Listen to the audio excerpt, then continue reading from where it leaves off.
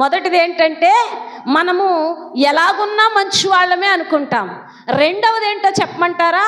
ప్రతి వ్యక్తి అంటాడు నేను పరిపూర్ణుడను.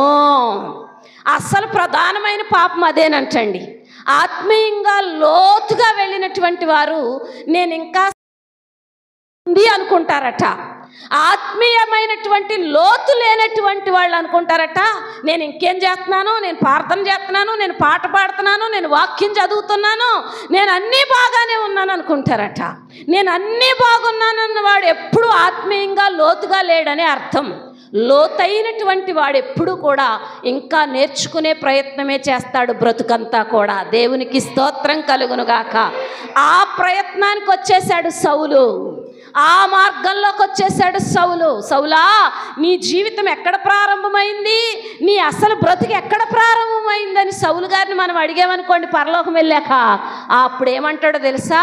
ఒకరోజు నేను దమస్కో మార్గంలో వెళుతున్నానయ్యా, అక్కడ దేవుడు నాతో మాట్లాడాడు. దేవునికి స్తోత్రం. ఈ దమస్కో మార్గం ఏం తెలియచేస్తుందంటే దేవుడు మాట్లాడతాడు, దానిని మనము స్వీకరించాలి అని తెలియజేస్తుంది. ఇది మొదటి మార్గం.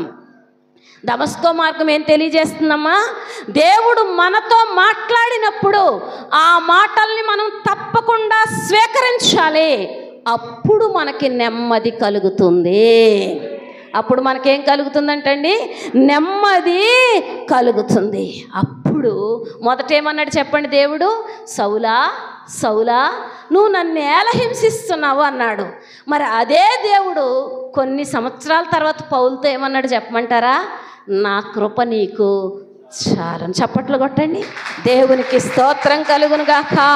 హింసించబడిన వ్యక్తి, హింసించినటువంటి వ్యక్తిని దేవుడు ఆఖరికి వచ్చేసరికి ఏమంటున్నాడండి? దమస్కో మార్గం అతని జీవితాన్ని మార్చిన మార్గం. నా కృప నీకు చాలు. ఎక్కడున్నా నా కృప నీకు తోడుగా ఉంటుంది. ఎలా ఉన్నా నా కృప నీకు తోడుగా ఉంటుంది. ఎందులో ఉన్నా, పడవలో ఉన్నా, సముద్రం మీద ఉన్నా, సముద్రంలోనున్నా. హల్లెలూయా. ఎక్కడంటండి? సముద్రం మీద ఉన్నా, సముద్రంలోనున్నా ఎవరి కృప తోడుగా ఉంటుందంటండి? దేవుని కృప తోడుగా ఉంటుంది. అదే దేవుడు. నన్ను హింసిస్తున్నావని దుఃఖంతో పలికిన దేవుడే సంతోషంగా అంటున్నాడు, నా కృప నీకు చాలు. అది వ్యక్తి బ్రతుకు. ఈ మార్గంలో మనం నేర్చుకోవాల్సిన జీవితం అది. ఈ మార్గంలో మనం నేర్చుకోవాల్సిన ప్రవర్తన అది. దమస్కో మార్గము ద్వారా దేవుడు తెలియచేస్తున్న బ్రతుకు అది. మరి మన స్థితిగతులేమిటి? మరి మన స్థితిగతులు ఏమిటి? మన జీవితంలో కూడా ఈ దమస్కు మార్గపు అనుభవాలు ఉండి తీరాలి. అప్పుడే మనకు నెమ్మది కలుగుతుంది. రెండవ మార్గం దగ్గరికి రండి. నేను త్వరగానే చెప్తాను. రెండవ మార్గం దగ్గరికి రండి. అదే అపోస్తల కార్యాల గ్రంథం 8వ అధ్యాయం 22వ వచనం. 8వ అధ్యాయము 22వ వచనం. కాబట్టి అమ్మా 8వ అధ్యాయము 26 చదువమ్మా. ప్రభుదూత నీవు లేచి దక్షిణముగా వెళ్ళి యెరూషలేము నుండి గాజాకు పోవు అరణ్య మార్గమును కలుసుకోమని ఫిలిప్పుతో చెప్పగా అతడు లేచి వెళ్ళాను. దేవునికి స్తోత్రం కలుగునుగాక. హల్లెలూయా. ఇదే మార్గం అంటండి, గాజాకు పోవు మార్గము. మొదటి మార్గం ఏంటమ్మా? దమస్కో మార్గము. ఆ మార్గం ఏం చెప్తుంది? దేవుని మాటను స్వీకరించాలి, తోసివేయకూడదు, ఎదిరించకూడదు. దేవుని మాటను ఏం చేయాలంటండి? స్వీకరించాలి. సౌలు స్వీకరించాడు కనుకే పౌలయ్యాడు. దేవుడు పౌలుగా మార్చుకుని అంటున్నాడు, నా కృప నీకు చాలును. దేవునికి స్తోత్రం. రెండవదే మార్గం అంటండి, గాజాకు పోవు మార్గము. ఈ మార్గములో ఒక నపుంసకుడు రథం మీద ప్రయాణిస్తూ ఉన్నాడు. దేవుడు ఎక్కడో కూర్చుని ఉండినటువంటి ఫిలిప్పుతో అంటున్నాడు, ఫిలిప్పు గాజాకు పోవటటువంటి మార్గంలో రథం మీద ఒక నపుంసకుడు ప్రయాణం చేస్తున్నాడు. నువ్వు వెళ్ళి అతన్ని కలుసుకో అన్నాడు. అంతే. నువ్వు వెళ్ళి అతనిని కలుసుకో. ప్రభువా, మరి ఆనాటి పాత నిబంధన కాలాన్ని బట్టి నపుంసకుల యొక్క స్థితి చెడ్డదని మనకి తెలుసు. బహుశా లేఖనాలు కొన్ని వారికి పరలోకం లేదని కూడా తెలియజేసి ఉండవచ్చు. ఏది ఏమైనప్పటికీ కూడా ప్రభువా, రథం మీద వెళ్తున్న వాడిని నేను ఎలా కలుసుకోవాలి? రథం మీద వెళ్తున్న నపుంసకుడితో నేనేం చెప్పాలి? అతడు కేంద్ర మంత్రి, అతడు ఆర్థిక శాఖ మంత్రి, అతడు ఉన్నతమైనటువంటి స్థితిలో ఉన్నటువంటి వాడు. నేనేమో దూరంగా ఎక్కడో అరణ్యానికి అవతల ఉన్నాను, అతడేమో అరణ్యానికి యువతల ఉన్నాడు. అతడి ప్రయాణం రథం మీద, నా ప్రయాణం కాలినడకన. నేను ఎలా కలుసుకోగలను అని ఫిలిప్పు తిరిగి దేవుడిని ప్రశ్నించక, ఎవరిని కలుసుకోమంటున్నావు ప్రభువా, ఎవరి దగ్గరికి వెళ్ళమంటున్నావు ప్రభువా అని అడిగితే, ఇదిగో కందాకే కింద మంత్రి అయినటువంటి నపుంసకుడు అరణ్య మార్గంలో, గాజాకు పోయే మార్గంలో రథం మీద వెళ్తున్నాడు, అతనిని కలుసుకో అనగానే ఉన్న పాటున లేచి పరిగెత్తటం మొదలుపెట్టాడు. అది అక్కడ పెట్టానా? ఉన్న పాటున లేచి ఏం చేశాడంటే అండి, పరిగెట్టడం మొదలుపెట్టాడు. దేవునికి స్తోత్రం కలుగునుగాక. హల్లెలూయా. మన స్థితి ఎలాగుంటుందంటే, మనం 3 గంటలకు వెళ్ళమంటే ఖచ్చితంగా 5ంటికి బయలుదేరిపోతాం. అంతేనంటారా? 3 గంటలకు బయలుదేరమంటే మనం ఎన్నింటికి బయలుదేరుతామంటారు? 5ంటికి ఖచ్చితంగా బయలుదేరిపోతాం. పైగా 5ంటికి బయలుదేరిన వాళ్ళు ఏమన్నా పరిగెట్టగలమంటారా? పరిగెట్టడం కాదు కదా, నడవడం కూడా నడవలేం. కానీ ఎప్పుడైతే దేవుడు ఈ మాటను ఫిలిప్పుతో మాట్లాడాడో, ఫిలిప్పు పరిగెత్తుకుంటూ వెళ్ళిపోయాడట. ఎక్కడి వరకు చెప్పమంటారా? ఆ రథం దగ్గరికి చేరే వరకు కూడా ఫిలిప్పు పరిగెత్తుతూనే ఉన్నాడు. ఇదేంటి, నా రథం వెనకాల ఒక వ్యక్తి పరిగెత్తుకుంటూ వస్తున్నాడే, నా రథం చేరే వరకు కూడా అతడు తన పరుగును ఆపలేదే, ఇదిగో దేవుడు నీతో మాట్లాడమన్నాడని ఆ వ్యక్తి ఆ నపుంసకుని దగ్గరికి చేరే వరకు కూడా అతడు పరిగెడుతూనే ఉన్నాడు. దేవునికి స్తోత్రం. ఒక మాట ముందు చెబుతాను, 2 మాటలు చెప్తాను ఈ మార్గాన్ని గురించి. ఒక మాట ఏమిటంటే, గాజాకు పోవు మార్గం మనకి తెలియచేసే మొదటి మాట ఏమిటంటే, మనం ఎల్లప్పుడూ దేవునికి అందుబాటులో ఉన్నటువంటి వ్యక్తులుగా ఉండాలి. ఎవరికి అందుబాటులో ఉండాలంటండి? ఎంత అద్భుతమైన విషయం అంటే, తల్లిదండ్రులు ఎప్పుడు అనుకుంటారు, నా పిల్లలు నాకు అందుబాటులో ఉండాలి అనుకుంటారు. ఏ రోజన్నా అందుబాటులో లేరనుకోండి, ఆ తల్లిదండ్రుల దుఃఖం చాలా దుఃఖం కదమ్మా. అవునంటారా కాదంటారా? ఏ రోజైనా వారు అందుబాటులో లేకపోతే భార్యాభర్తలు కానివ్వండి, బిడ్డలు కానివ్వండి, తల్లిదండ్రులు కానివ్వండి, చాలా దుఃఖపడతారు. మరి మనం అందుబాటులో లేకపోతే దేవుడు దుఃఖపడడా? మనం అందుబాటులో లేనప్పుడు దేవుడు మనల గురించి విచారించడా? ఆయనకు అందుబాటులో లేకుండా నువ్వు ఎన్నిసార్లు తప్పిపోయావో ఆలోచించు. ఆయన అందుబాటులో లేకుండా, ఆయన పిలుపుకి దొరకకుండా, ఆయన పనికి దొరకకుండా మనం ఎన్నిసార్లు ఆయన్ని దుఃఖపరిచామో ఆలోచించాలి. ఇది గాజాకు పోవు మార్గములో మొదటి అనుభవం. దేవునికి స్తోత్రం కలుగునుగాక. హల్లెలూయా, హల్లెలూయా. తర్వాత ఒక మాట ఉంది చూడండి, అక్కడ 26వ అధ్యాయం తర్వాత ఒక మాట చూడండి అమ్మా. చదవండి.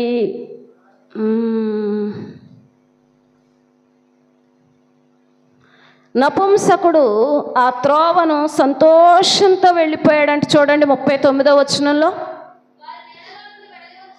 అమ్మ చివరి భాగం చదువు.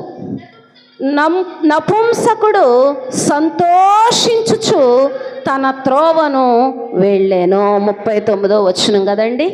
ఎలా వెళ్ళాడంటే నపుంసకుడు ఆ మార్గములో సంతోషించుచూ వెళ్ళాను. మన అంశం ఏంటి? అప్పుడు మనకి నెమ్మది, ఇతనికి సంతోషం కలిగింది, అంటే నెమ్మది కలిగింది. ఇతడికి నెమ్మది కలగటానికి గాజాకు పోవు మార్గంలో ఏముంది? గాజాకు పోవు మార్గంలో అతనికి నెమ్మది కలగటానికి, అతడు సంతోషంగా తిరిగి వెళ్ళటానికి గల కారణాలేంటో 4 చెప్పి నేను ముందుకెళ్తాను. ఈ గాజాకు పోవు మార్గము మనకు రెండు విషయాలు తెలియజేస్తుంది. మొదటి విషయం ఏమిటంటే, మనం ఎల్లప్పుడూ దేవునికి అందుబాటులో, దేవుని పిలుపుకు అందుబాటులో ఉన్నటువంటి వారమై ఉండాలని తెలియజేస్తుంది. రెండవది, గాజాకు పోవు మార్గంలో నపుంసకుడు సంతోషించుచు తన ఇంటికి తాను తిరిగి వెళ్ళాడు. ఆ మార్గంలో ఏం చేస్తే తనకి సంతోషం కలిగింది, ఆ మార్గంలో ఏం చేస్తే అతనికి సంతోషం కలిగింది. 4 మాటలు చెప్తాను. మొట్టమొదటి మాట ఏమిటంటే, ఆ మార్గము గుండా అతడు ఆరాధించటానికి వెళ్ళాడు. ఎక్కడికి వెళ్ళాడంటే ఆయన, మీరు ఇంటికి వెళ్ళాక చదువుకోండి, ఈ అధ్యాయంలోనే ఉంటుంది, నేను సమయాన్ని బట్టి చెప్పలేకపోతున్నాను.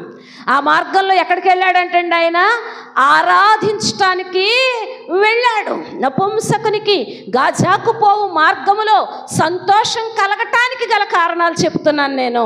మొదటి కారణం ఏమిటంటే, ఆ మార్గము గుండా కేవలము దేవునిని ఆరాధించటానికి అతడు వెళ్ళి ఉన్నాడు.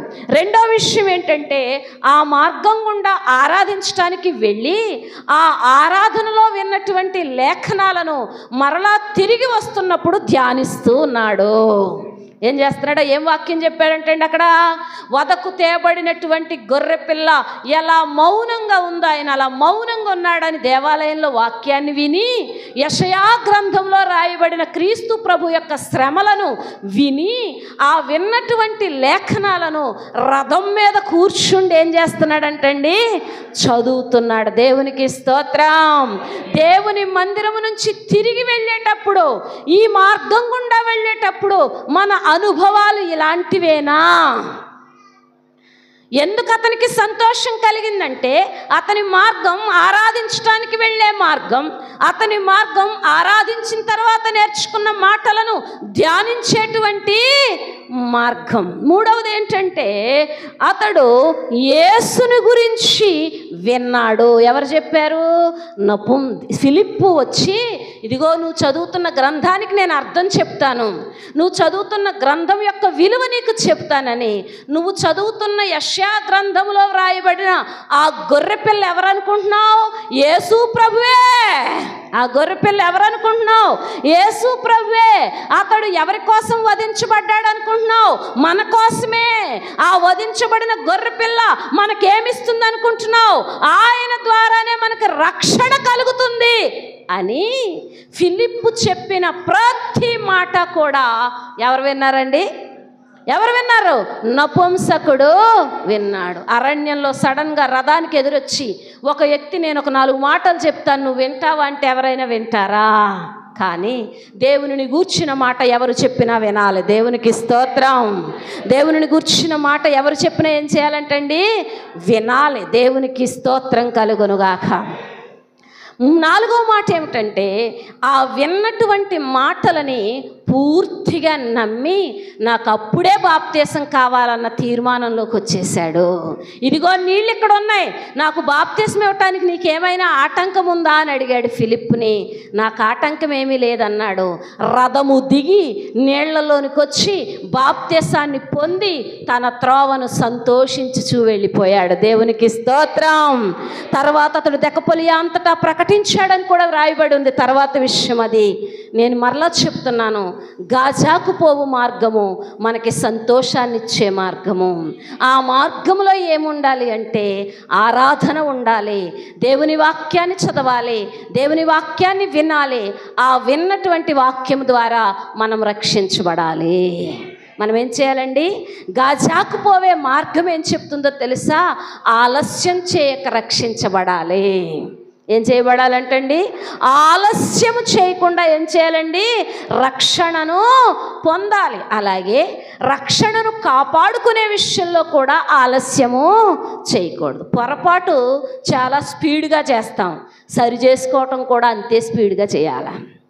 తప్పిదాలు చాలా తొందరగా చేస్తాం, సరిదిద్దుకోవటం కూడా అలాగే చేయాలి. కానీ మనము అది చేసినంత స్పీడ్గా ఇది చేయలేము.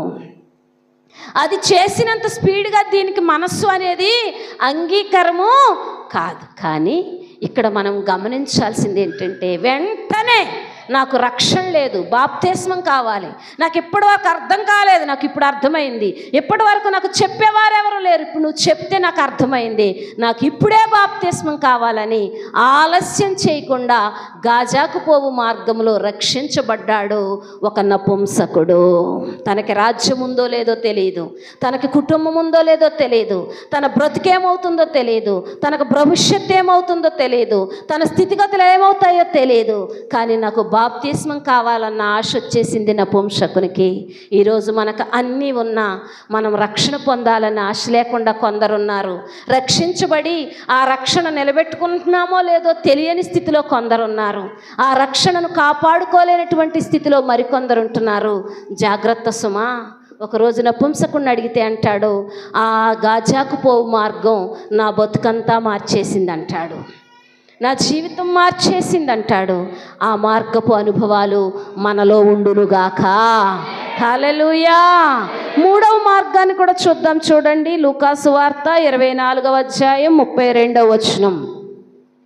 లూకాసు వార్త 24వ అధ్యాయం. అప్పుడు వారు ఆయన త్రోవలో మనతో మాట్లాడుతూ లేఖనములను మనకు బోధపరచుచున్నప్పుడు మన హృదయము మనలో మండుచుండలేదా అని ఒకనితో ఒకడు చెప్పుకొనిరే. హల్లెలూయా. యేసు ప్రభువారు సిలువ వేయబడి సమాధి చేయబడ్డారు. ఆయన 3వ దినమున లేస్తానని ఎన్ని ఉపమానాలతో చెప్పినా అంతకు ముందెన్నడూ అలాంటి కార్యాలు జరిగి ఉండలేదు గనక, అంతకు ముందెన్నడూ అలాంటి కార్యాలను ఎవరూ విని ఉండలేదు గనుక ఆ కార్యాన్ని ఎవరూ నమ్మలేకపోయారు. అద్భుతం ఏంటంటే, ఎవరూ వినని ఎవరూ చేయని కార్యాలు చేసేవాడే యేసుదేవుడు. హల్లెలూయా. శిష్యులందరూ చెల్లాచెదురైపోయారు. ఏ ఇంటిలో ఎవరు దాక్కున్నారో, ఏ పట్టణంలో ఎవరు దాక్కున్నారో, ఏ పల్లెలో ఎవరు దాక్కున్నారో, మరి ఎంతమంది కూడి మేడగదిలో ప్రార్థన చేస్తున్నారో లెక్క రాయలేదు. కానీ 2 శిష్యులు మాత్రం తిరిగి తమ ఊరికి వెళ్ళిపోవటానికి ఇష్టపడ్డారు. 2 శిష్యులు మాత్రం తిరిగి తమ ఊరికి వెళ్ళిపోయి మరలా వారి జీవితం వారు జీవించుదామని వెనకకు పల్లెకు ప్రయాణమై ఎమ్మాయి అనే గ్రామానికి బయలుదేరి వెళ్ళిపోతూ ఉన్నారు. ఈ ఎమ్మాయి అనేటువంటి గ్రామానికి బయలుదేరి వెళ్ళిపోతూ మార్గములో వారు మాట్లాడుకుంటూ ఉన్నారు. అసలు ఇప్పుడు మన బ్రతికేంటి, ఇప్పుడు మనం ఏం చేయాలి, ఇప్పుడు మనం ఎలా వెళ్ళాలి, ఇప్పటి వరకు యేసు ఉన్నాడని ఉంటాడని ధైర్యంతో ఆయన వెనకాల జీవించాం కదా, ఇప్పుడు మన పరిస్థితి ఏంటి అని వాళ్ళు మాట్లాడుకుంటూ ఉన్నారు. నేను ఎప్పుడు ఆ మాట చదివినప్పుడు నాకు అనిపిస్తుంది, యేసు శరీరధారిగా ఉన్నప్పుడు కనబడుతూ మనతో ఉన్నాడు. యేసు ఆరోహణమైన తర్వాత ఆత్మరూపుడై ఆఖరి వరకు మనతోనే ఉంటాడు. ఆయన ఉంటాడు, ఉన్నాడు, ఉంటాడు, వింటాడు. ఎప్పుడు ఈ 3 అనుభవాలు ఉంటాయి. మీరు బైబిల్ చదివినా, ప్రార్థన చేసినా, మందిరంలో ఉన్నా, ఇంట్లో ఉన్నా ఈ 3 మాటలు గుర్తుపెట్టుకోండి చాలు. ఆయన వింటాడు, ఉంటాడు, వింటాడు. ఆయన ఉంటాడు, ఉన్నాడు, వింటాడు. అంతే. ఈ 3ఏ మన అనుభవం, ఈ 3ఏ మన విశ్వాసం. ఆయన వింటాడు, ఉంటాడు, ఉన్నాడు. అంతే. ఈ వీళ్ళకి ఈ యేసు ప్రభువారు లేరనే సందేహంతో వాళ్ళ మార్గంలో నడిస్తే సడన్గా 3వ వ్యక్తి వాళ్ళ మధ్యలోకి వచ్చాడు. వారితో లేఖనాలను జ్ఞాపకం చేస్తున్నాడు. వాళ్ళకి యేసు ప్రభు బ్రతుకున్నప్పుడు చేసిన బోధంతా వాళ్ళకి జ్ఞాపకం చేస్తున్నాడు. కానీ వాళ్ళకి అవి జ్ఞాపకం రావటంలే. ఎందుకు జ్ఞాపకం రావటం లేదు చెప్పండి? ఎందుకు వాళ్ళకి జ్ఞాపకం రావటం లేదు చెప్పాలి? వాళ్ళల్లో ఉన్న భయం దేవుని శక్తిని మర్చిపోయేలా చేసింది. దేవుడు లేడనే అల్ప విశ్వాసం దేవుడి కార్యాలను మర్చిపోయేలా చేసింది. అందుకే వాళ్ళలాంటి వ్యక్తే వాళ్ళతో మాట్లాడుతున్నాడని వాళ్ళు అనుకున్నారు. గ్రామం వచ్చేసింది, చీకటి ఎక్కువైపోయింది. అప్పుడు అంటున్నారు, ఈ చీకటి మార్గంలో ప్రయాణం చాలా కష్టం, ఇది పల్లెటూరు మార్గం, వసతులేమి లేని మార్గం, అరణ్య మార్గం, కాబట్టి రాత్రి మా ఇంటి దగ్గర బస చేసి వెళ్ళండి అని ఆహ్వానించారు. లోపలికి వచ్చి ఆయన రొట్టె చేత్తో పుచ్చుకోగానే వాళ్ళ కన్నులు తెరవబడినప్పుడు యేసు ప్రభువుని వారు గుర్తుపట్టారు. ఈ అమ్మాయి మార్గం తెలియచేస్తున్న గొప్ప సాక్ష్యం ఏమిటంటే, ఈ అమ్మాయి మార్గం ద్వారా మనం నేర్చుకోవలసిన పాఠం ఏమిటంటే, చీకటి ముసిరినటువంటి మన బ్రతుకులలోనికి, చీకటి ముసిరిన మన కుటుంబాలలోనికి దేవుడు తనను ఆహ్వానించాలని కోరుకుంటున్నాడు. ఎవరిని ఆహ్వానించాలని? మనం సాతానుని ఆహ్వానిస్తూ ఉంటాం, శరీర క్రియలను ఆహ్వానిస్తూ ఉంటాం, లోక సంబంధమైనటువంటి వాటిని ఆహ్వానిస్తూ ఉంటాం. కానీ దేవుడు ఎవరిని ఆహ్వానించాలని కోరుకుంటున్నాడు? మన చీకటి బ్రతుకుల్లోకి తనని ఆహ్వానించాలని, తనను గుర్తుపట్టాలని, తన కార్యాలను జ్ఞాపకం చేసుకోవాలని ఆయన అనుకుంటున్నాడు. అందుకే మార్గమంతా వారికి జ్ఞాపకం చేసినా వారి కన్నులు మూసుకుపోయాయి గనక వారికి జ్ఞాపకానికి రాలేదు. ఎప్పుడైతే ఆయన రొట్టె విరిచి చేతికిచ్చాడో అప్పుడు వారి కళ్ళు తెరవబడి వారికి అన్నీ జ్ఞాపకం వచ్చాయి. దేవునికి స్తోత్రం.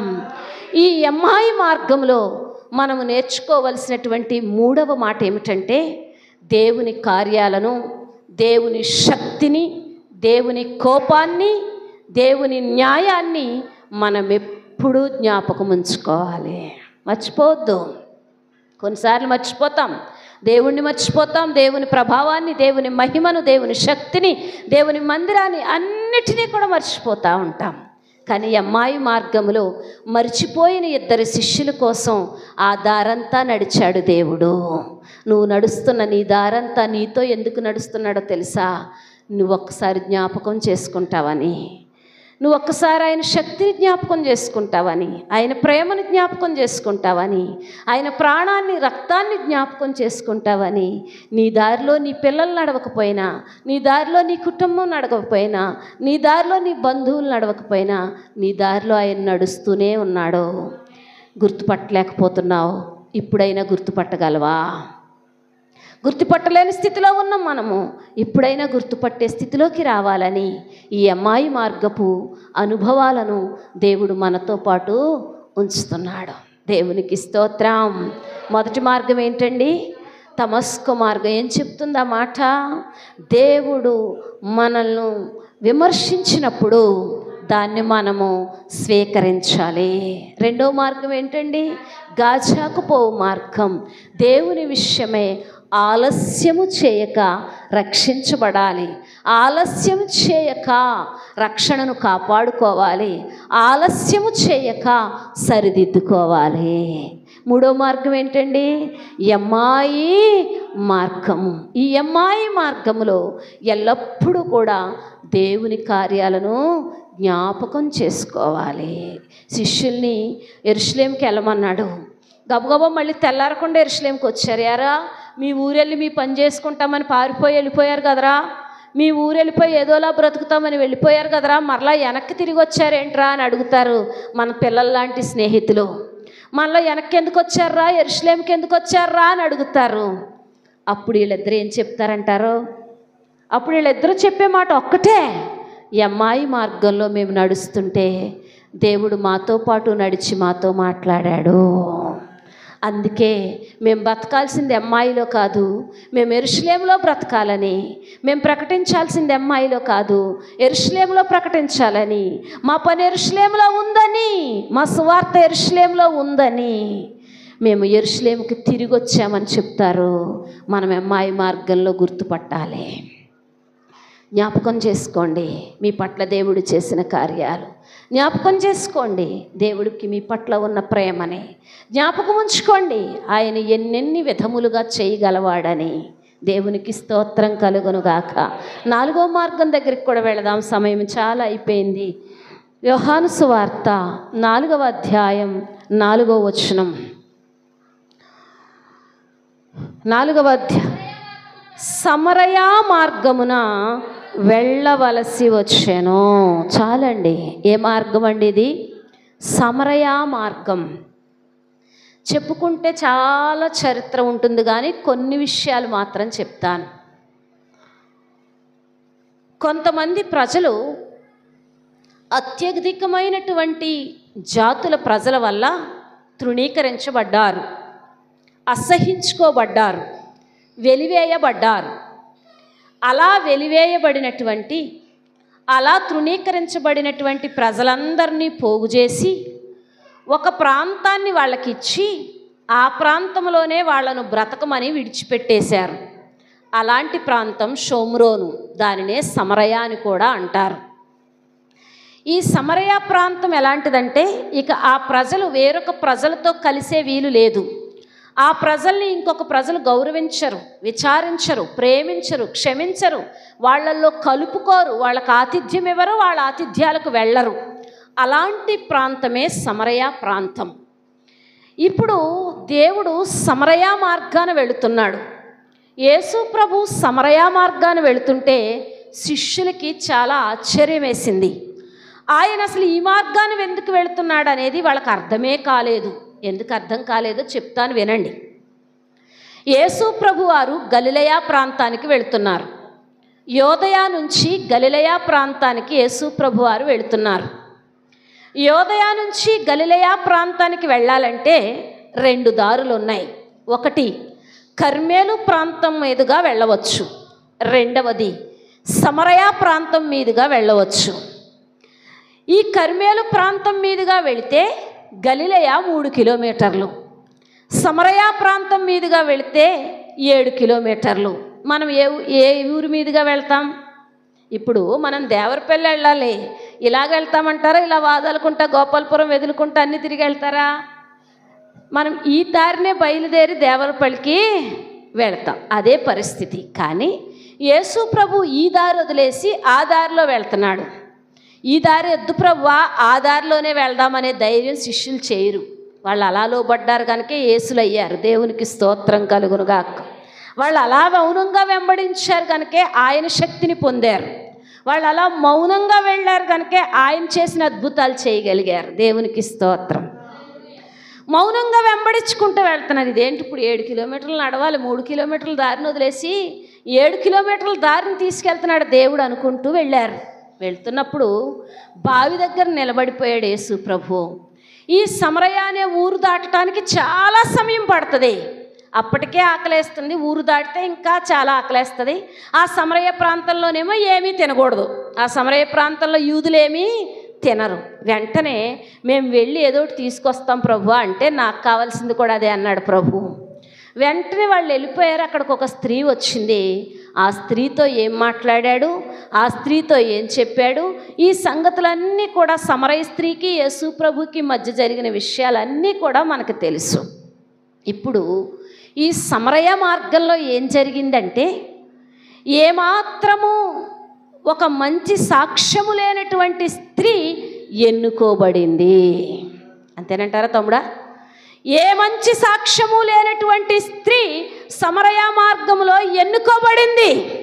ఏ మంచి లేనటువంటి స్త్రీ దేవునికి సాక్షిగా మారిపోయింది. ఏ మంచి లేనటువంటి గ్రామము రక్షణ పొందింది. అందరూ వెలివేసిన గ్రామము, అందరూ తృణీకరించుకునే గ్రామము, అందరూ అసహించుకునే గ్రామము యేసులో రక్షించబడింది. మన ఊరికి ఒక పెద్దవాడు రారు, ఒక అధికారి రారు, ఒక యోగ్యుడు రాడు, కానీ మన ఊరికి వచ్చిన వాడు దేవుడయ్యాడు. దేవునికి స్తోత్రం. అలాంటి గొప్ప కార్యము సమరయ మార్గములో జరిగింది. సమరయ మార్గంలో ఏం జరగాలో తెలుసా? ఈ మార్గంలోకి మొదట అడుగు పెట్టినప్పుడు ఆమె సమరయ స్త్రీగా అడుగుపెట్టింది. ఈ మార్గములో యేసుతో మాట్లాడిన తర్వాత సాక్షిగా మారిపోయింది. వచ్చేటప్పుడున్న కొండలు వెళ్ళేటప్పుడు లేవు, వచ్చేటప్పుడున్న నడక వెళ్ళేటప్పుడు లేదు, వచ్చేటప్పుడున్న మాట వెళ్ళేటప్పుడు లేదు, వచ్చేటప్పుడున్న మనస్సు వెళ్ళేటప్పుడు లేదు, వచ్చేటప్పుడున్న ప్రవర్తన వెళ్ళేటప్పుడు లేదు. పరుగు పరిగే. ప్రతి ఇంటి తలుపు తడుతూనే ఉంది, ప్రతి మనిషితో మాట్లాడుతూనే ఉంది, ప్రతి వ్యక్తికి చెబుతానే ఉంది, రండి రండి రండి, మనల్ని కూడా ప్రేమించే దేవుడు వచ్చాడు, మన చేతి నీళ్లు కూడా తాగే దేవుడు వచ్చాడు, మనల్ని కూడా ఆరాధించమని చెప్పే దేవుడు వచ్చాడు, మనల్ని కూడా పూజించమని చెప్పే దేవుడు వచ్చాడు. రండి అంటే ఊరంతా సమరయ మార్గం దగ్గర నిలబడిపోయింది. దేవునికి స్తోత్రం. అలా నిలబడాలి మార్గాల్లో. అలా నిలబడాలి ప్రజల మార్గాల్లో. ఒక స్త్రీ పిలుచుకొచ్చి యేసుని చూపించడానికి గుంపులు గుంపులుగా, తండాలు తండాలుగా ప్రజలు వచ్చి నిలబడి చూస్తున్నారే, అది క్రైస్తవ్యం కానీ మరొకటి కాదు. వాళ్ళు దేవుని పిల్లలు కానీ వేరొకరు కాదు. ఇప్పుడు కూడా వీధుల్లో నిలబడి చూస్తారు, ఇప్పుడు కూడా గుంపులు గుంపులుగా నిలబడి చూస్తారు. ఏం చూస్తున్నారు? యేసుని చూస్తున్నారా? సమరయ స్త్రీలను చూస్తున్నారా? ఎవరిని చూస్తున్నారు? ఏం చూస్తున్నారు? మీరే చెప్పుకోవాలి, నేను కాదు. అప్పుడు ఆ స్త్రీని అందరూ అంటున్నారు ఏమనో తెలుసా? ఎంత మంచి పని చేసావమ్మ, ఈరోజు మా జీవితాల్లోకి ఎంత వెలుగును తెచ్చిన స్త్రీవి. ఒకప్పుడు ఆమె కనపడితే అసహించుకున్నారు. ఒకప్పుడు ఆమె కనపడకుండా ఉంటే చాలు అనుకున్నారు, ఆమె మాట్లాడకుండా ఉంటే చాలు అనుకున్నారు, ఆమె అసలు ఈ ఊరే వదిలి వెళ్ళిపోతే బాగుండదు అనుకున్నారు. ఇప్పుడు అంటున్నారు సమరయ మార్గంలో ఒక స్త్రీ వల్ల మేము రక్షించబడ్డాము. సమరయ మార్గంలో ఒక స్త్రీ వల్ల మేము యేసుని చూసాము. ఎవరిని చూశారంటండి? మరి మీరెవరిని చూపిస్తున్నారు? మీరు ఏ మార్గంలో ఎవరిని చూపిస్తున్నారు? మీరు ఏ మార్గంలో ఎవరి వలె నిలబడుతున్నారు? మీరు ఏ మార్గంలో ఏ గుంపులో ఉంటున్నారు?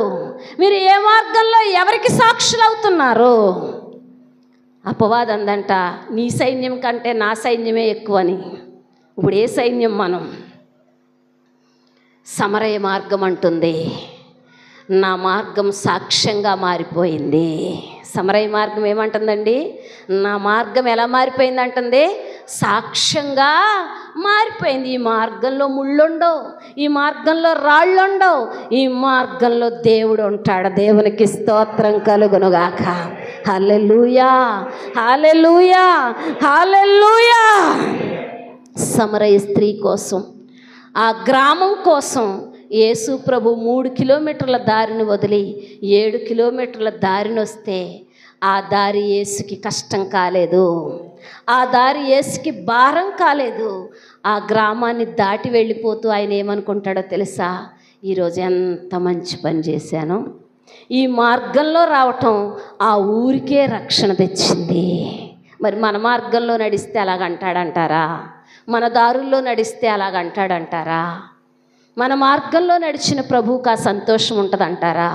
మన మార్గంలో నడిచిన ప్రభువు భారమైన సంతోషంగా తీసుకోగలడంటారా? ఇది 4వ మార్గం. దేవునికి స్తోత్రం కలుగునుగాక. హల్లెలూయా. ఇక్కడ ఈ మార్గంలో ఒక వేశ్య అనుకోండి, లేకపోతే ఒక చెడ్డ సాక్ష్యం కలిగిన స్త్రీ అనుకోండి, అనేక మందికి సాక్ష్యం. మనం ఎవరమైనా అలాంటి సాక్ష్యాన్ని ఏ దారిలోనైనా చూపించగలుగుతామా? ఏ దారిలోనైనా మనం చూపగలుగుతామా? తెలియకయే ఆతిథ్యం ఇచ్చారు. దారిలో వెళ్తున్న వాళ్ళందరినీ ఆహ్వానించి అన్నం పెట్టే స్వభావం కలిగిన వారు అబ్రహాము శారాలు. ఆ మార్గం ఊరి చివర గుడారం వేసుకుని బ్రతుకుతున్న అబ్రహాము శారాలు ఆ మార్గం గుండా ఎవరు వెళుతున్నా ఆహ్వానించి వారికి నీళ్ళు ఆహారము పెట్టే స్వభావం కలిగినటువంటి వారు. ఒకరోజు ఎరుగకయే దేవదూతలకి ఆతిథ్యం ఇచ్చేశారు. దేవునికి స్తోత్రం. చల్లటి నీడలో సింధూర ముస్తకి వృక్షం కింద కూర్చున్న అబ్రహాము 3 మనుషులు వెళ్తుంటే, ఇలార ఎండవేళ ఎందుకు వెళ్తున్నారు, రండి మీ దప్పిక తీర్చుకోండి, మీ ఆకలి తీర్చుకోండి అని పిలిస్తే వాళ్ళు వచ్చారు. శారమ్మ ఆహారం పెట్టింది, నీళ్ళు ఇచ్చింది, చల్లబాటు వరకు విశ్రాంతి తీసుకుని వాళ్ళు వెళ్ళిపోతున్నారు. మీదటికి మరలా మేము ఈ సంవత్సరానికి మరలా ఈ దారిలో వస్తాం, అప్పటికి నీ కౌగిట్లో కుమారుడుండును. అప్పటికి నీ కౌగిట్లో ఎవరుంటారంటండి? దారిలో వెళుతున్న వాళ్ళని పిలిచి ఆతిథ్యం ఇచ్చేవారిగా, ఆకలి తీర్చేవారిగా, దప్పిక తీర్చేవారిగా ఉంటే దేవుడు వారి ఆశను తీర్చాడు. దారిలో వెళుతున్న వారికి మనం ఆదరణకరంగా ఉండాలి, ఆశీర్వాదకరంగా ఉండాలి, దీవెనకరంగా ఉండాలి, దేవుని మార్గాన్ని చూపేవారంగా ఉండాలి, దేవుని ప్రేమను చూపేవారంగా ఉండాలి, దేవుని గుణ లక్షణాలను చూపించేవారముగా ఉండాలి. దేవునికి స్తోత్రం కలుగునుగాక. హల్లెలూయా, హల్లెలూయా. మరి ఈ మార్గపు అనుభవం మన దగ్గర ఉందా? ఐదో మార్గాన్ని గురించి చెప్పి నేను ముగిస్తాను. యెషయా గ్రంథము 35వ అధ్యాయము 8వ వచనం. 35వ అధ్యాయము 8వ మాట. అమ్మ నేను చదువుతానే ఈ మాట. అక్కడ దారిగా ఉన్న రాజమార్గము ఏర్పడును, అది పరిశుద్ధ మార్గమనబడును. అది అపవిత్రులు పోకూడని మార్గము, అది మార్గమున పోవు వారికి ఏర్పరచబడును. మూఢులైనను దానిలో నడచుచు త్రోవ తప్పక అక్కడ యుందురు. దేవునికి స్తోత్రం. ద హోలీ హైవే, పరిశుద్ధుల రాజమార్గము. అంటే అది ఒకప్పుడు అటండి సామాన్యమైనటువంటి దారి. ఏ దారి అంటండి? కానీ ఆ దారిని దేవుడు ఎలా మార్చాడంటండి? పరిశుద్ధుల రాజమార్గముగా మార్చాడు. ఇప్పుడు మనం ఆ చెట్టు దగ్గర మొదలుపెట్టి మన యోసేపు గారింటి దగ్గరికి వచ్చాక ఎలా తిరిగేమనుకోండి, ఎవరికన్నా ఎదురొచ్చామనుకోండి, ఎక్కడికి వెళ్తున్నామంటారు మనల్ని? అమ్మ మందిరానికి వెళ్తున్నారా అంటారా? ఇంకేమన్నా అంటారా? అమ్మ మందిరానికి వెళ్తున్నారా అని అడుగుతారు, అంతే కదండి. ఒకప్పుడు ఇది దారి, కానీ ఇప్పుడు యెరూషలేముకు రాజమార్గము. దేనికి మార్గం అంటండి? ఇది యెరూషలేముకి రాజమార్గము. భూమి మీద ఉన్న యెరూషలేము దేవుని మందిరం అయితే, పరలోకములో ఉన్న దేవుని స్థానము ఆ పరమ యెరూషలేము. ఆ పరమ యెరూషలేము, ఆ పరమ యెరూషలేము అనుభవాలను భూమి మీదనున్న మనమందరం అనుభవించటానికే దేవుడు తాను కోరిన విశ్రమ స్థానములుగా తన మందిరాలను ఏర్పాటు చేస్తూ ఉన్నాడు. ఇది భూమి మీద మందిరమునకు మార్గము, పరలోకములో ఉన్న పరిశుద్ధుల మార్గం. ఈ మార్గానికి 4 పేర్లు పెట్టాడు దేవుడు. ఇందులో ఎన్ని పేర్లు పెట్టాడండి? 4 అనుభవాలు అనుకోండి, 4 పేర్లు అనుకోండి. దేవుడు ఇక్కడ 4 రాయించాడు. చూడండి అక్కడే మీరు బైబిల్లో. మొదటిది దేవుని రాజమార్గము. ఇదే మార్గం అంటండి. దీనికి రహస్యంగా ఏం రావక్కర్లే, దొంగతనంగా ఏం రావక్కర్లే, ఇక్కడికి వెళితే ఎవరన్నా తిడతారేమో అని అనుకోక్కర్లే. ఎందుకంటే గుడికి వెళ్ళేవాడిని, బడికి వెళ్ళేవాడిని ఎవరో తిట్టరు. అంటారా? దేవుని రాజమార్గం ఇది. ఈ మొదట దేవుని మందిరానికి దారికి దేవుడు పెట్టిన మార్గంలో మొదటి పేరు ఏంటంటండి? దేవుని మందిరపు దారికి, పరలోకపు దారికి దేవుడు పెట్టిన పేర్లలో మొదటిది ఏంటంటండి? దేవుని రాజమార్గము. రెండవది ఏంటి చూడండి? రెండవది ఏంటంటే పరిశుద్ధ రాజమార్గము. ఏ దారి అంటండి ఇది? పరిశుద్ధ రాజ మార్గము. దేవునికి స్తోత్రం కలుగునుగాక. ఎందుకంటే పరిశుద్ధాలయానికి వెళుతున్న వారందరూ ఎలాగొస్తారు చెప్పండి? పరిశుద్ధంగా చక్కగా స్నానం చేసి, చక్కగా తలంటు పోసుకొని, లేక చక్కగా వారు దేవుని మందిరానికి వెళ్తున్నాం ప్రభు, అక్కడ మమ్మల్ని జాగ్రత్తగా చూడు, లేక మేము జాగ్రత్తగా ఆరాధించాలి, జాగ్రత్తగా అక్కడ నివసించాలని కోరుకుని వచ్చే పరిశుద్ధులు వచ్చే మార్గం ఇది. ఎవరొచ్చే మార్గం అండి ఇది? పరిశుద్ధుల రాజ మార్గము. మూడోది ఏంటండి? అపవిత్రులు పోకూడని రాజమార్గం. ఇప్పుడు లోకంలో ఎలా బ్రతికిన వారైనా సరే దేవుని మందిరం దగ్గరికి వచ్చేటట్టుగా అంటారు, అమ్మో నేను ఇప్పుడు ఉన్న స్థితి బాగోలేదు, నేను అందులోకి వెళ్ళకూడదు, నేను అటు వెళ్ళకూడదు అంటారా? వెళ్ళొచ్చు అంటారా? నిర్భయంగా రాలేరు, ధైర్యంగా రాలేరు. ఎందుకని రాలేరు? అపవిత్రులు ఉండే స్థలం కాదు ఇది, అపవిత్రులు నడిచే మార్గం కాదు ఇది, అపవిత్రులు పోకూడని మార్గం ఇది అని ప్రతి ఒక్కరూ, దేవుడు తెలిసిన వారు, తెలియని వారు, ఎరగని వారు, ఎరగని వారు కూడా అనుకునే మార్గమే ఈ రాజమార్గము. ఏ మార్గం అండి ఇది? యెరూషలేము మార్గం. ఏ మార్గం అండి ఇది? యెరూషలేముకి మార్గం. మొదటిదేంటి? రాజమార్గం ఇది. రెండవది ఏంటిది? పరిశుద్ధుల మార్గం ఇది. మూడవది అపవిత్రులు పోకూడనటువంటి మార్గం ఇది. నాలుగవది ఏంటంటే దేవుడు ఏర్పరిచిన మార్గము. ఇవన్నీ ఒక మాటలోనే ఉన్నాయి, నేనేం సొంత మాటలు చెప్పట్లేదు. ఎవరు ఏర్పరిచిన మార్గం అంటండి ఇది? దేవుడు ఏర్పరిచిన మార్గం. ఇది మనుషులు ఏర్పాటు చేసుకుంటే అవ్వదు, ఇది మనుషులు నిర్ణయించుకుంటే కాదు. ఒక ధనవంతుడు దేవాలయం కట్టాలని మొక్కుబడి చేసుకున్నాడు. మా వాదాలకుంట గ్రామంలోనే దేవుని చర్చ్ కట్టాలని. వాళ్ళు మొక్కుబడి చేసుకున్న తర్వాత మనం 2 చర్చిలు కట్టుకున్నాం. ఇప్పటికీ వాళ్ళు చెప్పేది ఏంటంటే, పునాది రాయి ఈ నెలలో వేసేద్దాం అనుకుంటాం అంతే, మరలా ఏదో ఒక పరిస్థితి మాకు అనుకూలించదు. 20 సంవత్సరాలు అయిపోయింది మొక్కుబడి చేసుకుని, భయం వేస్తుంది కానీ పని ముందుకెళ్ళటం లేదు. అప్పుడు నేను సలహా చెప్పాను, ముందు మందిరం కోసం కొన్ని రోజులు ఉపవాసం ఉండి ప్రార్థన చేయండి, దేవుడి చిత్తమైతే దేవుడు మీ చేతులతో ఆ మందిరాన్ని కట్టించుకుంటాడని. దేవునికి స్తోత్రం కలుగునుగాక. హల్లెలూయా, హల్లెలూయా. ఏ మార్గాన్నైనా దేవుడే ఏర్పరచుకోవాలి. ఎమ్మాయి మార్గంలో వాళ్ళు యేసుని పిలవలేదు, యేసే వచ్చాడు. గాజాకు పోవు మార్గంలో వాళ్ళు యేసుని పిలవలేదు, యేసే ఫిలిప్పును పంపాడు. దమస్కో మార్గంలో సౌలుకి అసలు దేవుని జాడే తెలియదు, దేవుడే దమస్కో మార్గంలోకి వచ్చాడు. సమరయ స్త్రీ దేవుణ్ణి ఆహ్వానించలేదు, దేవుడే ఆ మార్గంలోనికి వచ్చాడు. వాళ్ళ మార్గాలు నెమ్మది కలిగించే మార్గాలుగా మార్చబడిపోయినాయి. దేవునికి స్తోత్రం కలుగునుగాక. హల్లెలూయా. 4వ మాట కూడా చెప్తాను, 3 నడిచిన త్రోవ తప్పని మార్గము. దేవునికి స్తోత్రం కలుగునుగాక. హల్లెలూయా, హల్లెలూయా. ఎవరు నడిచినానంటండి? 3 నడిచిన మార్గంలో ఏం చేయరంటండి? త్రోవ తప్పరు. దేవునికి స్తోత్రం కలుగునుగాక. హల్లెలూయా. ఎంతమంది 3 దేవుని దగ్గర మాత్రం వాళ్ళు ఆ మార్గంలో ఏం తప్పిపోకూడదండి? త్రోవ తప్పిపోయిన వాళ్ళు దేవుని మందిరంలోకి నడవలేరు.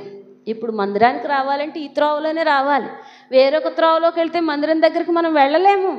దేవుడు ఏర్పరిచిన మార్గంలోకి రాకుండా పరలోకానికి వెళ్ళలేము, దేవుని సన్నిధిలోకి కూడా మనము వెళ్ళలేము. ఇది ఏ మార్గం అంటే యెరూషలేము మార్గము, దేవుని మందిరపు మార్గము. ఈ మార్గము పరిశుద్ధుల మార్గం అని జ్ఞాపకం ఉంచుకోవాలి, రాజుల మార్గం అని జ్ఞాపకం ఉంచుకోవాలి, త్రోవ తప్పని మార్గం అని జ్ఞాపకం ఉంచుకోవాలి, దేవుడు ఏర్పరిచినటువంటి మార్గం అని జ్ఞాపకం ఉంచుకోవాలి, అపవిత్రమైనది నిలవకూడని మార్గం అని జ్ఞాపకం ఉంచుకోవాలి.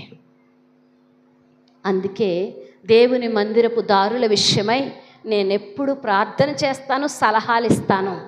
దేవుని వాక్యంలో ఉన్న విషయాలే మీతో మాట్లాడతాను, కానీ లేని విషయాలు మాట్లాడటానికి నాకు ధైర్యం లేదు, నాకు ధైర్యము లేదు. ఎందుకంటే ఇందులో ఒకటి కలిపినా, ఇందులోది ఒకటి తీసినా ఐగుప్తులో ఉన్న తెగుళ్ళన్నీ మీ మీదకే వస్తాయి అన్నాడు దేవుడు. ఆ మాట చాలా భయంకరమైంది, ఆ మాట చాలా భయంకరమైనటువంటిది. కాబట్టి ప్రియులారా, మనము ఏ మార్గములో ఉన్నాం? సమరయ మార్గంలో ఉన్నారా? దేవుడికి సాక్షులుగా మారండి. గాజా మార్గంలో ఉన్నారా? దేవుడి కార్యాలను జ్ఞాపకం చేసుకోండి. ఎమ్మాయి మార్గంలో ఉన్నారా? గుర్తుపట్టండి, దేవుని మాటల్ని గుర్తుపట్టి వెంటనే మీ కన్నులు తెరవబడే అనుభవంలోకి రండి. ఇంకా దమస్కో మార్గపు గుండా ప్రయాణిస్తున్నారా? మీతో సూటిగా మాట్లాడే దేవుని మాటను స్వీకరించండి.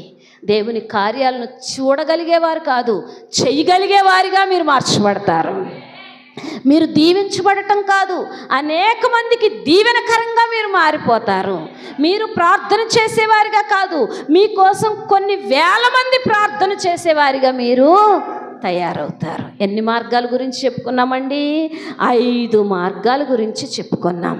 ఈరోజు మేలు కలిగించే మార్గం, సమరయ మార్గంలో జరిగిన కార్యం నీ జీవితంలో జరిగితే అప్పుడు నీకు నెమ్మది కలుగుతుంది. ఎమ్మాయి మార్గంలో జరిగిన కార్యం నీ జీవితంలో జరిగితే అప్పుడు నీకు నెమ్మది కలుగుతుంది. గాజాకు పోవు మార్గంలో జరిగిన కార్యం నీ జీవితంలో జరిగితే అప్పుడు నీకు నెమ్మది కలుగుతుంది. దమస్కు మార్గంలోని పౌలు వలె నువ్వు బ్రతికితే అప్పుడు నీకు నెమ్మది కలుగుతుంది. నెమ్మది కలగాలంటే ఈ మార్గపు అనుభవాలు మన జీవితంలో ఉండాలి. ఇవి లేకుండా అక్కడో నెమ్మది ఉందని, ఇక్కడో నెమ్మది ఉందని, ఎక్కడో నెమ్మది ఉందని నువ్వు పరుగులు పెట్టినా దేవుని పాదాల దగ్గరకు రాక తప్పదు, దేవుని ఆశ్రయించక తప్పదు. దేవుని ద్వారా మేలు పొందుటయే దేవుని చిత్తము. దేవునికి స్తోత్రం కలుగునుగాక.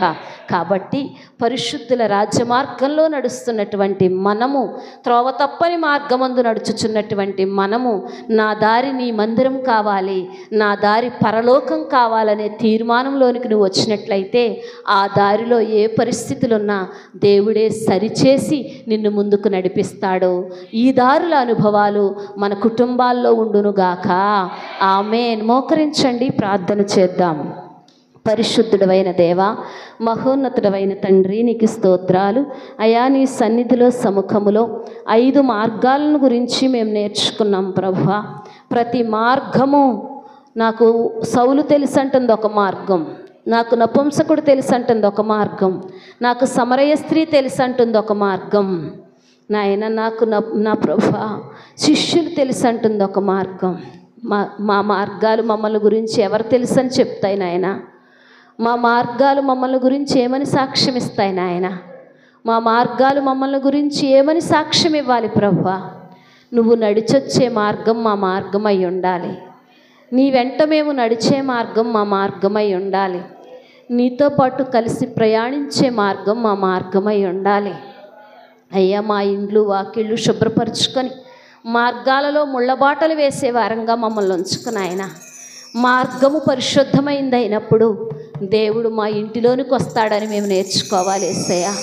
ఈ అమ్మాయి మార్గంలో నడిస్తేనే కానీ ఆ శిష్యుల గృహాల్లోకి నువ్వు రాలేకపోయావు కదా యేసయ్యా నాయన. అలాగే మా జీవితపు దారులు కూడా, మా హృదయపు దారులు కూడా మూసుకొని పోకుండా తండ్రి, మా హృదయపు దారులలో మేము ముళ్ళు పరుచుకోకుండా నాయన, మా హృదయపు దారులలో మేము రాళ్ళు పరుచుకోకుండా ప్రభు, మా హృదయాలను కఠినత్వంతో మూసివేసుకోకుండా ప్రభు, మా దారులు తెరవబడి నీలో ఫలించు భాగ్యము, నీలో దీవించబడే ధన్యత, మాకు నెమ్మది కలిగించే భాగ్యము దయచేయమని మహిమ ఘనత కీర్తి ప్రభావాలు మీరు పొందుకొని ప్రభువా మా హృదయం అనబడిన గమ్యానికి నిన్ను ఆహ్వానిస్తున్నామయ్యా.